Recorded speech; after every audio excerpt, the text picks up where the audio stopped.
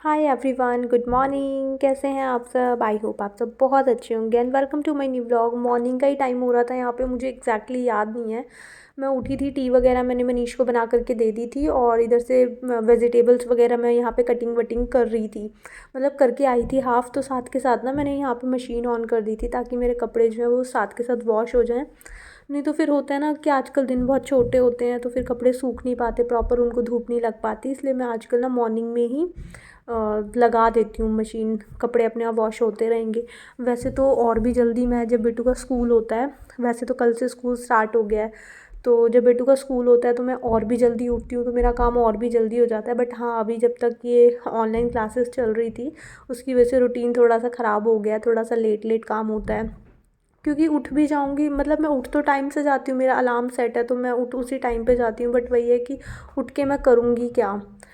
तो वही बात हो जाती है, फिर उठने के बाद भी मतलब लेटे ही रहते हैं हम रज़ाई वगैरह में, क्योंकि थोड़ी सी ठंड होती है मॉर्निंग के टाइम पे। तो यहाँ पे मेरे कपड़े मैंने वॉश करने के लिए रख दिए थे। पानी ना थोड़ा सा मैंने गर्म करा था, वो अभी एक फ्राई पैन में जो पानी गर्म करा था ना वो मैंने मशीन में डालने के लिए करा था, क्योंकि मॉर्निंग के टाइम में ना पानी काफ़ी ठंडा आता है, तो जिसकी वजह से ना फिर सर्फ़ वगैरह जो होता है वो अच्छे से मेल्ट हो नहीं पाता।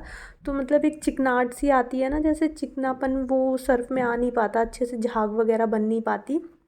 तो उसमें ना थोड़ा सा मैं गर्म पानी डाल देती हूँ तो सर्फ जो होता है वो अच्छे से मेल्ट हो जाता है उसमें। और उसके बाद फिर वहाँ पे मेरी मशीन ऑन हो गई थी और यहाँ पे मेरी सब्ज़ी भी बन चुकी थी और साथ में मैंने लगाया था आटा। उधर मैंने कपड़े वगैरह लगाए थे ना, तो मैं सब्जियाँ वगैरह मॉर्निंग में चॉप वॉप कर चुकी थी, मतलब कटिंग वटिंग का काम जो था वो मैं कर चुकी थी और सब्ज़ी बनने के लिए रख दी थी, आटा लगा करके आ गई थी। सॉरी।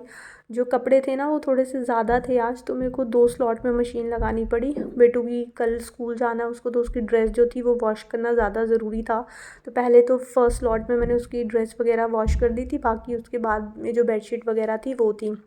और आज खाने में था गाजर का अचार, रोटी, मेरी फेवरेट छाछ और मिक्स वेज की सब्ज़ी थी। मटर थे, 2 तरह की बीन्स थी, एक फ्रेंच बीन्स थी और एक नॉर्मल मुझे याद नहीं है वो दूसरी एक बीन्स थी, और आलू थे।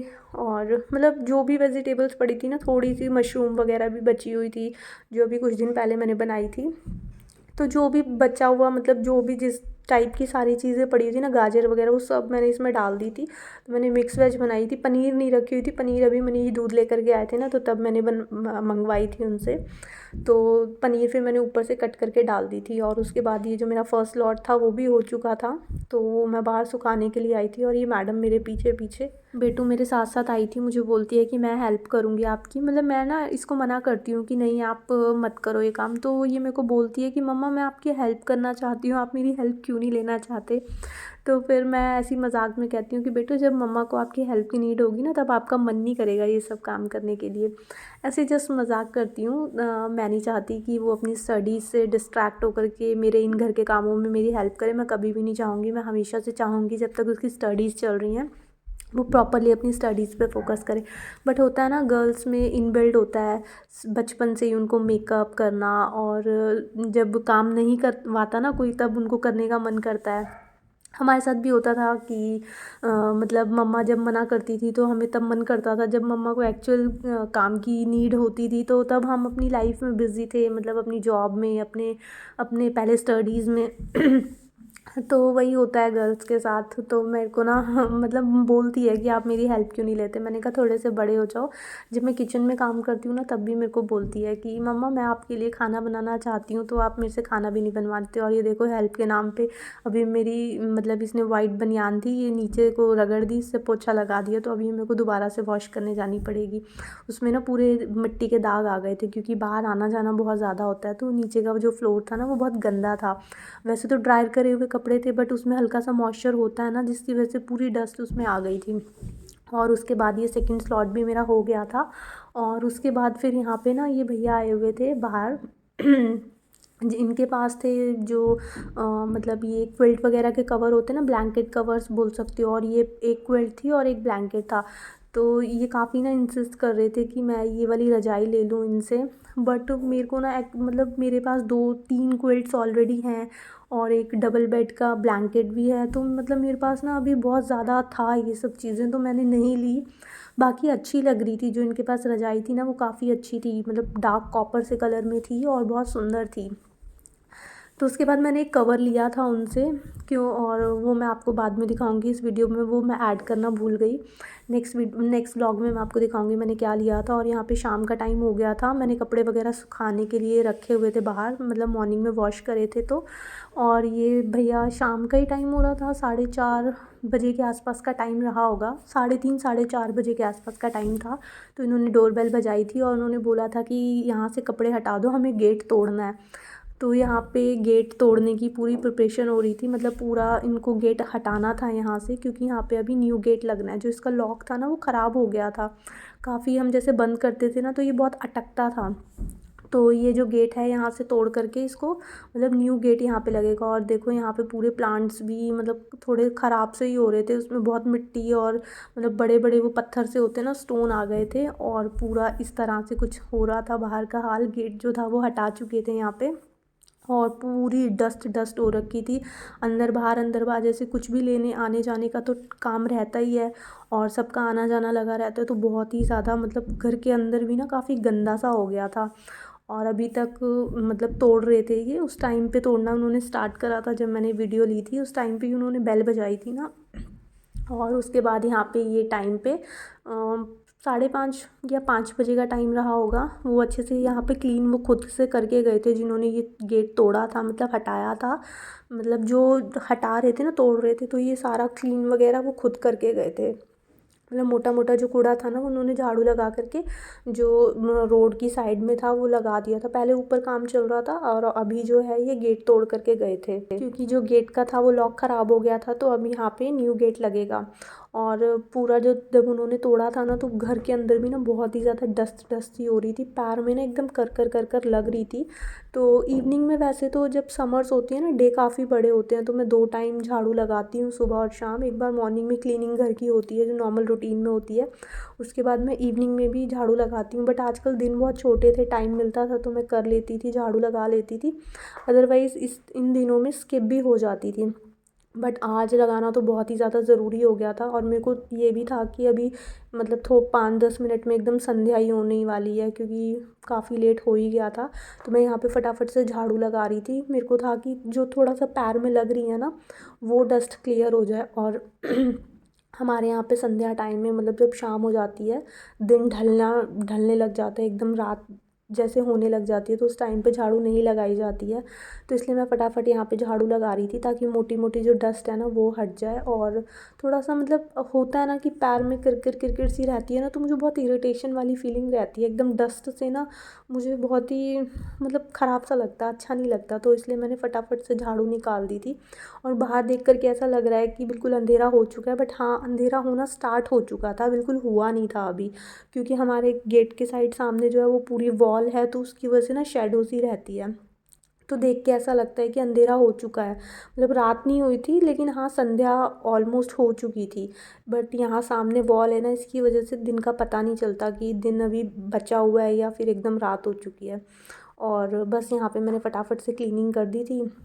उसके बाद फिर मैंने कहा मैं अपने दूसरे कामों में लगती हूँ, क्योंकि कोई भी काम करोगे यार, पैर में इतनी डस्ट सारी जगह, सोफ़े पे जैसे टेबल थी ना उसमें भी थोड़ी डस्ट डस्ट सी फील हो रही थी, क्योंकि मैंने ना उस टाइम पे ये नेट वाला डोर जो था वो बंद था, जो वुडन वाला था ना, मैं पीछे वाले रूम में चली गई थी, फ़ोन आ गया था तो मैं फ़ोन पे बात करी थी, मेरे ध्यान से ना एकदम से हट गया कि मैं ये वाला डोर ना बंद कर दूँ, नहीं तो फिर डस्ट उड़ करके ना सीधा अंदर आती है और एकदम हमारे ही गेट के सामने है। तो मेरे ध्यान से उतर गया और पूरे घर में ना एकदम कर सी फील हो रही थी। तो मैंने सोफ़ा टेबल, ये टेबल जो है ना इस पे भी मैंने अच्छे से कपड़ा वगैरह मार दिया था, क्योंकि उसके बाद मेरे को करने थे कपड़े फोल्ड। कपड़े जब आए थे ना उन्होंने बोला था, तो तब मैंने हटा करके साइड में रख दिए थे, जो सामने वाले सोफ़ा चेयर है ना उसमें मैंने रख दिए थे। और उसके बाद जो हैंगर में रखे हुए थे वो मैं एज़ इट इज़ हैंग कर दूँगी। और जो फ़ोल्ड करने वाले कपड़े थे वो मैं फ़ोल्ड कर दूँगी।